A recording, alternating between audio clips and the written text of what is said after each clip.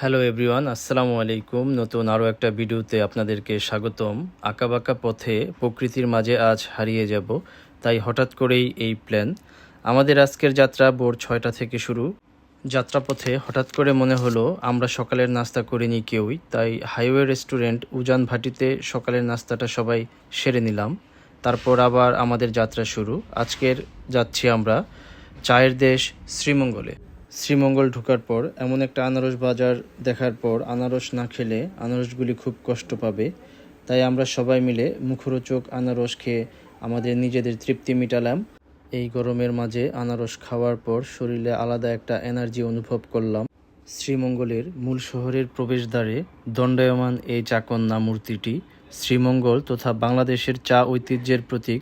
মাথায় চা পাতা ঝুড়ি নিয়ে হাঁটছে এক তরুণী। এই প্রতিকৃতি শ্রদ্ধা জানায় হাজারো চা শ্রমিক নারীকে, যাদের পরিশ্রমে বয়ে এসেছে বাংলাদেশের চা খ্যাতি। চাকন্যার সামনে ছবি না তুললে যেন শ্রীমঙ্গল ভ্রমণই অসম্পূর্ণ মনে হয়। চলতি পথে হঠাৎ বৃষ্টি চলে এলো। সবুজ পাতায় বৃষ্টির বিন্দু যেন মুক্তার মতো ঝরে পড়ে। এমন দৃশ্য শুধু দেখা যায় না, মনের মধ্যে গেঁথে যায়। ঝিরিঝিরি বৃষ্টির মাঝে আমরা নেমে পড়লাম চা বাগানে। চা বাগানের সৌন্দর্য উপভোগ করার জন্য এবং কিছু ছবি তোলার জন্য। এত সুন্দর চা বাগান দেখার পর যদি আমি একটু দৌড় না দিই তাহলে এটা অপূর্ণ থেকে যাবে, তাই আমি একটু দৌড় দিলাম।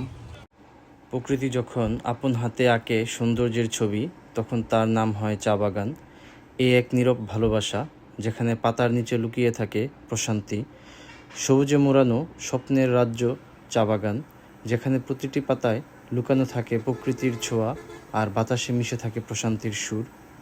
চা বাগানের পথ ধরে হাঁটলে মনে হয় সময় থেমে গেছে। চারপাশে সবুজ যেন মনের সব ক্লান্তি ভাসিয়ে দিয়ে যায় নীরবে।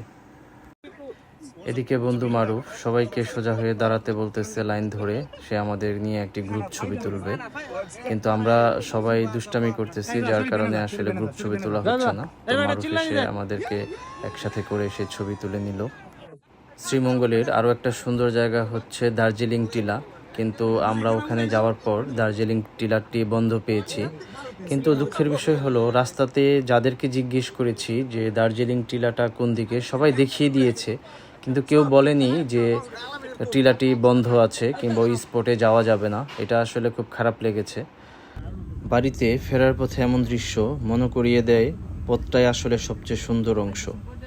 বৃষ্টির ফোঁটা আর সূর্যাস্তের আলো প্রকৃতির এক অপূর্ব প্রেম কাহিনী, যা দেখা যায় রাস্তায় চলতে চলতেই। ভেজা রাস্তায় সূর্যের